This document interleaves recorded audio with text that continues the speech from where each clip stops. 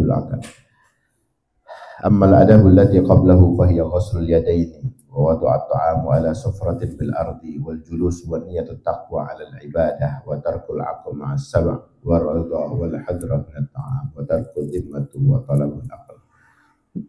Jadi adabnya makan, sebelum makan itu kita disuruh cuci tangan, kedua tangan kita. Kalau di dalam di Injil itu ya kitab-kitab samawi yang diturunkan sebelum Al-Quran juga bahasanya itu malah disuruh berwudu, bukan cuma membasuh tangan, bahasanya itu berwudu, ya berbasuh muka. Nah, kita kan karena emang ada penerapan yang lebih intens karena kita 5 waktu sholat kita kan. Kalau dulu kan belum ada penerapan sholat 5 waktu. Kalau kita kan udah sering untuk berwudu lah dianggapnya. Maka disuruhnya di sini adab kita adalah mencuci kedua tangan. Jadi meletakkan makanan juga salah satunya pada satu alas di tanah itu jadi bentuk adab kita sama makanan. Jadi dialasin, jangan diampiarin di tanah, jangan. Ada alasnya supaya kita menghormati makanan. Duduk dan berniat agar kuat melaksanakan ibadah. Itu adalah adab kita dalam makan. Ya.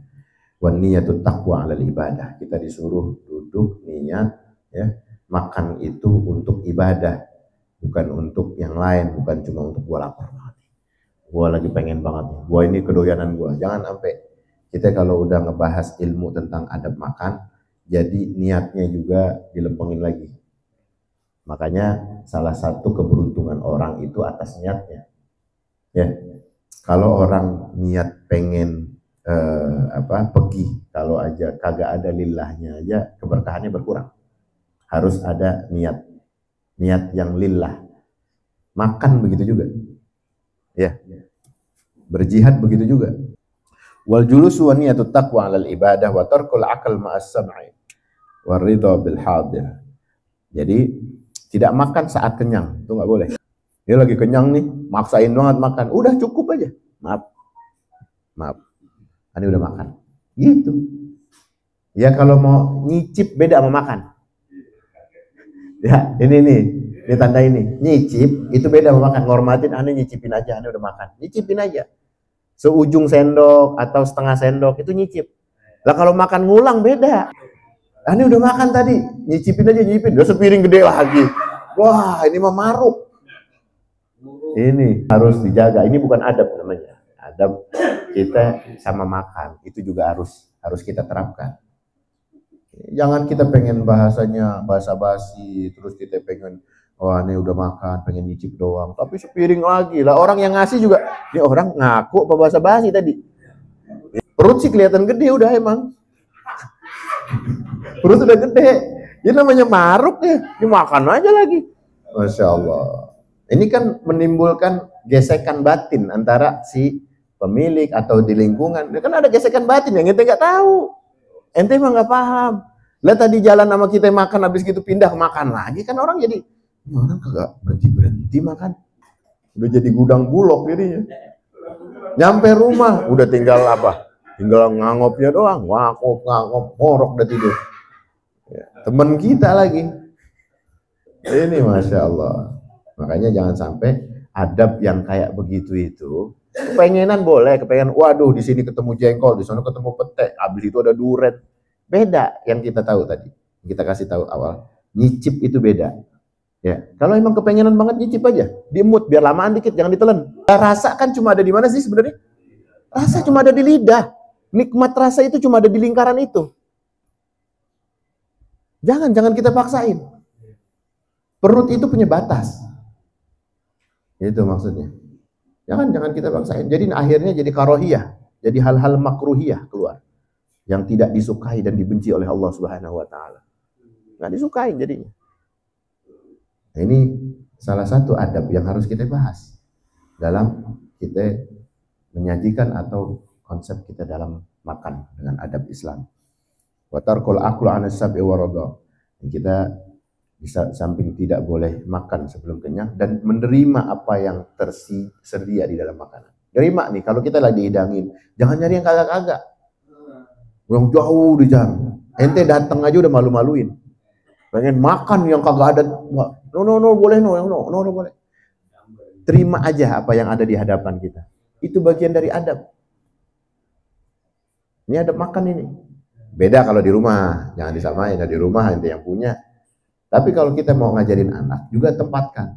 Kita bilangin sama anak kita, ayah pengen yang sana, gitu. Ambilin, ngajarin dia adab. Secara tidak langsung, anak terdidik dengan adab orang tuanya. Nah, ini kan adab. Jadi makanya disuruh apa ya? Disuruh untuk menerima, ya. Waridho bil hadiri minat ta'am. Ridho sama yang ada di dalam hidangan. Ridho aja udah makan. Bismillah. Nikmatin, syukurin yang ada di situ. Karena kalau kita melihat yang lain, emang kadang mata itu kan ngebawa jaringan nafsu yang berbeda.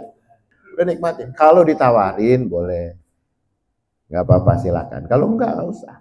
Apalagi di rumah guru, apalagi di rumah apa? Kiai, di tempat majelis depan habaib, ya kan? Masya Allah, jangan sampai ya. Nauzubillah min dzalik. Kita udah tahu ilmunya begini. Ada teman kita ingetin, kita senggol dikit, sabar. Udah kita ingetin aja. Anak kita ajarin terima, kita yang memulai ya dengan adab yang kita tahu. Menerima dan ridho akan yang hadir di dalam makanan. Wa tarku dhimmatu wa talabu man ya'kulu ma'ah. Ya. Kita jangan mencela makanan. Jangan. Ya. Terus jangan habis menyela ngata-ngatain, kagak enak kan nih. Udah ngata-ngatain dimakan juga. Pertama, pahala hilang. Kedua, caci makian yang didengar getarannya oleh makanan itu tidak membawa keberkahan. Hilang, yang ada jadi penyakit. Dia nggak ridho dikatain. Makanan itu terima loh. Makanan yang di hadapan kita, ketika ada keluar kata-kata yang jelek di depan kita, ya makanan itu masih belum layak untuk dikatain. Beda kalau emang makanan udah busuk untuk kita buang. Ini udah ente katain, ente makan. Basi kayak begini, kayak kelihatannya doang, tapi dimakan blak. Gua lapar aja, asal gua kagak lapar, gua kagak mau nyentuh nih. Kayak gitu kan. Dimaki-maki juga, dilahap juga. Itu makanan kagak ridho sebetulnya. Akhirnya jadi di dalam dadanya kerasnya hati. Sama ibadah susah. Ya, mau nerapin amalan-amalan juga udah sulit. Kenapa? Makanan yang ente makan nggak dimulai dengan cara yang baik. Kan pernah ada eksperimen di Jepang kan? Pernah tahu gak? Ada dua makanan yang sama dimaki-maki, dua buah-buahan yang sama dimaki-maki, ditutup. Mana yang lebih lama awet? Yang satu dipuji-puji, yang satu dimaki-maki. Yang lebih awet yang dipuji. Dia terasa apa? Segar. Ada eksperimen, bukan orang muslim loh. Eksperimen orang-orang non muslim. Ya. Ini ngelihat penelitian bagaimana Allah membuktikan bahwa kalimat thayyib, kalimat-kalimat yang baik itu sampai tersentuh getarannya dengan yang tidak bernyawa, tapi memiliki ruhiyah di dalamnya. Ya kan, zat itu kan juga ada sifat tanggapannya. Itu jangan pikir kagak. Makanya air kalau kita buka, kita doain, karena getaran suara masuk di dalamnya. Beda kalau ditutup. Hati begitu juga. Hati ente nggak ngebuka, gimana mau masuk ilmu? Hati buka.